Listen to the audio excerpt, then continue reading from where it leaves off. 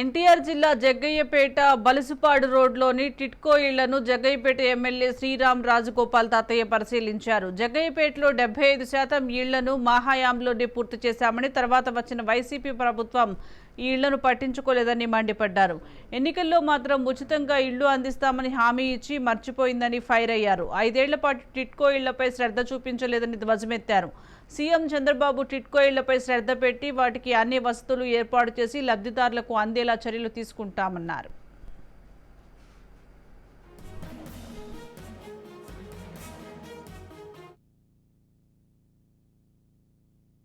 మున్సిపాలిటీలో 2018లో శంకుస్థాపన జరిగింది. టోటల్గా వచ్చేసి 3168 బెనిఫిషియర్స్ లిస్ట్ ఉంది. ఆ రోజు తెలుగుదేశం ప్రభుత్వ అధికారం ఉన్నప్పుడే ఇవన్నీ కూడా అలాట్ చేయడం, ఎవరైతే లబ్ధిదారులు అందరూ కూడా ఫ్లాట్ నెంబర్గా శాంక్షన్ జరిగింది. దాంట్లో 300 స్క్వేర్ ఫీటు 1536 మంది బెనిఫిట్స్ ఉన్నారు. అది సింగిల్ బెడ్రూము.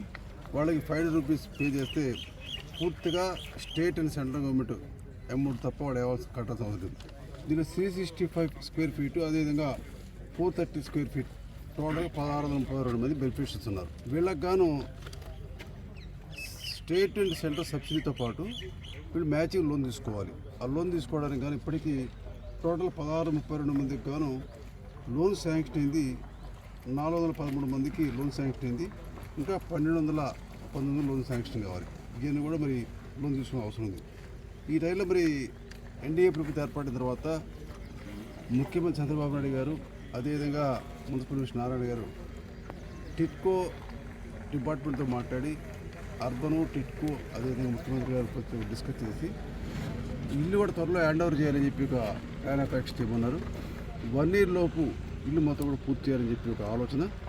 ఈలోపు లోన్ కనుక బ్యాంకర్స్ ముందుకు వచ్చి, అదేవిధంగా బెనిఫిషియర్స్ కూడా సిబిల్ స్కోర్ ఉండి బిల్డింగ్ ఉంటే వాళ్ళు లోన్స్ ఇప్పించడం, టైం బీయింగ్ వీళ్ళ దగ్గర హట్కో లోన్ తీసుకొని ఏదైతే ఇన్కంప్లీట్గా ఉన్నాయో, ఆ రోజు తెలుగుదేశం ప్రభుత్వ అధికారం ఉన్నప్పుడు 75% పైన పూర్తి చేశారు. రిమైనింగ్ 25% కూడా వైసీపీ ప్రభుత్వం ఎన్నికల ముందు మాత్రం ప్రతి ఒక్కరు లెటర్స్ ఇచ్చారు. మా ప్రభుత్వం వచ్చిన తర్వాత ఉచితంగా ఇస్తాము, ఎటువంటి లోన్ తీసుకోవక్కర్లేదు, లోన్ పే చేయక్కర్లేదు చెప్పి ఎలక్షన్ ముందు వాళ్ళు ప్రతి బెనిఫిషరీస్కి ఇచ్చారు. ఎలక్షన్ 5 ఏళ్ల తర్వాత కూడా గెలిచిన ఆ ప్రభుత్వం వచ్చిన తర్వాత ఏమాత్రం పని చేయకుండా, కనీసం అంటించుకోకుండా ఎటువంటి డెవలప్మెంట్ ఆ రోజు తెలుగుదేశం ప్రభుత్వంలో చేసినటువంటి పనులు తప్ప ఈ గత ప్రభుత్వం ఏమి చేయాలి. అదేవిధంగా ఈరోజు జగ్గయ్యపేటకు వచ్చాం. జగ్గయ్యపేట బెనిఫిషియర్స్తో కూడా త్వరలో లబ్ధిదారులు, బ్యాంకర్సు, ఐకేపీ, టిట్కో అందరితో మీటింగ్ ఏర్పాటు చేసుకొని ఎందుకు లోన్స్ ఆగినాయి, దీనికి కారణం ఏంటి, దాని నేమ్స్ చేంజ్ అయినాయా, కొంతమంది బిల్డింగ్ లేకపోవడం, కొంతమంది ఎక్స్పర్ట్ చనిపోవడం ఉన్నాయి. ఎందుకు లిస్ట్ అవుట్ చేసుకొని త్వరలో మీటింగ్ ఏర్పాటు చేసుకొని వర్క్ కంప్లీట్ చేసి ఎవరైతే లబ్ధిదారులందరూ కూడా హ్యాండ్ ఓవర్ చేస్తారు. దీనిలో కొంతమంది ఎలిగేషన్స్ ప్రీవియస్ లబ్ధిదారులు కాకుండా కొంతమంది నేమ్ చేంజ్ అయినా, అటువంటి కూడా లిస్ట్ అవుట్ తెప్పించి ప్రీవియస్ లిస్టు, ప్రజెంట్ లిస్ట్ కూడా లబ్ధిదారుల లిస్ట్ తెప్పించుకొని దాన్ని ఎటువంటి అవకతవకల అవకాశం లేకుండా గత ప్రభుత్వం చేసిన తప్పిదాలు కూడా ఏమాత్రం ఉన్నదాన్ని తీసిపారేసి నిజమైన లబ్ధిదారులకు ప్రీవియస్ ఎవరైతే సెలెక్ట్ అయిందో వాళ్ళకి హ్యాండ్ ఓవర్ చేస్తాం. మరి గత ప్రభుత్వంలా కాకుండా